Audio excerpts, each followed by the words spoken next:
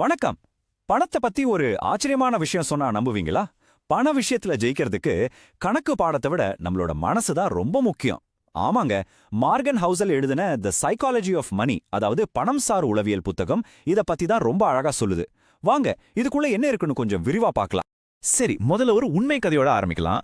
இந்த கதை பணத்தை பத்தி நாம எல்லாரும் நினைச்சிட்டு இருக்கிற பல விஷயங்களை தலைகீழா மாத்த போகுது. இது ஒரு சாதாரண துப்புரவு தொழிலாளிக்கும் ஒரு பெரிய நிதித்துறை அதிகாரிக்கும் நடந்த கதை. கேட்டா நீங்களே ஆச்சரியப்படுவீங்க. இப்போ இந்த ஸ்லைட கொஞ்சம் பாருங்களேன். இடது பக்கம் இருக்கிறவரு ரொனால்ட் ரீட், ஒரு துப்புரவு தொழிலாளி. வலது பக்கம் இருக்கிறவரு ரிச்சர்ட் ஃபஸ்கோன், ஹார்வர்ட்ல படிச்ச ஒரு பெரிய நிதி நிபுணர். ஆனா இவங்களோட வாழ்க்கையோட முடிவுல என்ன ஆச்சு தெரியுமா? ரீடு கிட்டத்தட்ட $8 மில்லியன் சொத்தோட இறந்தாரு. ஆனா அந்த பெரிய படிப்பு படிச்ச ஃபஸ்கோன் கடைசி காலத்துல திவாலாகி போயிட்டாரு. யோசிச்சு பாருங்க, பெரிய படிப்பும் இல்ல, பெரிய வேலையும் இல்ல, ஆனா ஒருத்தர் கோடீஸ்வரர் ஆகுறாரு. இன்னொரு பக்கம் அந்த துறையில உச்சத்துல இருந்தவரும் எல்லாத்தையும் இழந்துடுறாரு. இது எப்படிங்க முடியும்? எப்படி இது சாத்தியமாச்சு? இதுக்கான பதில் ரொம்ப சிம்பிள், ஆனா ரொம்ப ஆழமான ஒரு விஷயம். பணத்துல வெற்றி அடையறதுங்கிறது உங்க அறிவை பொறுத்ததில்ல, அது உங்க நடத்தைய பொறுத்தது. அதாவது நீங்க எவ்வளவு புத்திசாலி, உங்களுக்கு என்னெல்லாம் தெரியுங்கிறத விட நீங்க எப்படி நடந்துக்கிறீங்கன்றதுதான் இங்க ரொம்ப முக்கியம். சரி, இந்த ஒரு ஆச்சரியமான விஷயத்துக்கு பின்னால என்ன இருக்குன்னு பார்க்கலாமா? நம்ம கண்ணுக்கு தெரியாம 2 விஷயங்கள் நம்மளோட நிதி வாழ்க்கையை தீர்மானிக்குது. அது என்னன்னா, பொறுமையும் நம்ம கட்டுப்பாட்டுல இல்லாத சில சக்திகளும் தான்.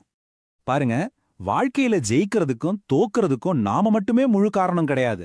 அங்க அதிர்ஷ்டம், அதாவது லக், அப்புறம் இடர், அதாவது ரிஸ்க்னு 2 பெரிய சக்திகள் இருக்கு. இது ரெண்டும் ஒரு காயினோட 2 பக்கங்கள் மாதிரி. நம்மளோட கட்டுப்பாட்டையும் தாண்டி இதுங்க வேலை செய்யும். இன்னும் புரியற மாதிரி சொல்லணும்னா, நீங்க எவ்வளவுதான் புத்திசாலித்தனமா சரியா முடிவு எடுத்தாலும் கெட்ட நேரம், அதாவது ரிஸ்க் காரணமா நீங்க தோத்து போகலாம். அதே மாதிரி சில சமயம் அதிர்ஷ்டம் உங்க பக்கம் இருந்தா நீங்க எடுக்கிற தப்பான முடிவுகள் கூட உங்களுக்கு நல்ல பலனை கொடுக்கலாம். இந்த அதிர்ஷ்டமும் சரி, இடரும் சரி, நம்ம கையில இல்ல. ஆனா நம்மால முழுசா கட்டுப்படுத்தக்கூடிய ஒரு சக்தி இருக்கு. அது என்ன தெரியுமா? அதுதான் பொறுமை. சிம்பிளா சொன்னா நேரம். இந்த நம்பரை பாருங்க, 99%. பார்க்கவே ரொம்ப ஷாக்கிங்கா இருக்குல்ல? இதுதான் பொறுமையோட, நேரத்தோட ஒரு நம்ப முடியாத சக்தியை காட்டுது. ஆனா இந்த 99% அப்படி எதை குறிக்குது? அந்த 99%ங்கிறது உலக பணக்காரர் வாரன் பஃபெட்டோட சொத்து. ஆனா இதுல இருக்கிற ஆச்சரியம் என்னன்னா, இந்த 99% சொத்தை அவர் தன்னோட 50 வயசுக்கு அப்புறம் தான் சம்பாதிச்சாரு. நினைச்சு பாருங்க, பல வருஷங்களோட பொறுமை கொடுத்த பரிசு இது. இங்கதான் கூட்டு வெட்டி, அதாவது காம்பவுண்டிங்கோட மேஜிக் வேலை செய்யுது. உங்க பணம் உங்களுக்காக இன்னும் பணத்தை சம்பாரிச்சு கொடுக்கும். ஆரம்பத்துல இது ரொம்ப மெதுவா போனாலும் போக போக ஒரு பனி உருண்ட மாதிரி உருண்டு பிரம்மாண்டமா வளர்ந்துரும். வாரன் பஃபெட்டோட திறமை முதலீடு பண்றதுதான், ஆனா அவரோட உண்மையான ரகசியம் நேரம்தான். அப்போ சும்மா பணத்தை சேர்த்து வைக்கிறது மட்டும் இலக்கு இல்லைன்னா, அப்புறம் எதுக்கு இந்த பணம்? நம்ம உண்மையிலே பணத்தை வச்சு என்ன வாங்க நினைக்கிறோம்? என்னதான் பணத்தோட உண்மையான நோக்கம்? இது ரொம்ப ரொம்ப அடிப்படையான ஒரு கேள்வி. நம்ம எல்லாருமே நம்மள நாமே கேட்டுக்க வேண்டிய கேள்வி. பணம் எதுக்கு? ஒரு பெரிய வீடு வாங்கவா, இல்ல ஒரு விலை உயர்ந்த கார் வாங்கவா? எதுக்காக? இந்த புத்தகம் இதுக்கு சொல்ற ஆழமான பதில் ஒரே ஒரு வார்த்தை தான். அது சுதந்திரம். ஆமாங்க, பணத்தோட உண்மையான மதிப்பு அது நமக்கு கொடுக்கிற சுதந்திரம் தான். சுதந்திரம்னா என்ன? சிம்பிளா சொல்லணும்னா, உங்க நேரத்தை உங்க கட்டுப்பாட்டுல வச்சுக்கிறது. காலையில எழுந்ததும் இன்னைக்கு நான் எனக்கு பிடிச்சதை செய்ய போறேன்னு சொல்ற ஒரு வாழ்க்கை.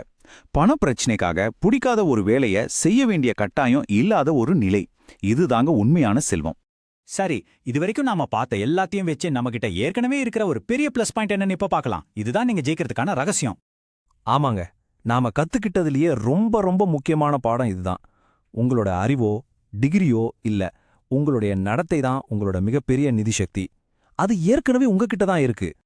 அப்போ விஷயம் என்னன்னா, ஜெயிக்கிறதுக்கு தேவையான பொறுமை, ஒழுக்கம், போதுங்கிற மனசு, இது எல்லாம் யார் வேணாலும் கத்துக்க முடியும். அந்த துப்புரவு தொழிலாளி ரொனால்ட் ரீட் நமக்கு அதைத்தானே காட்டினாரு.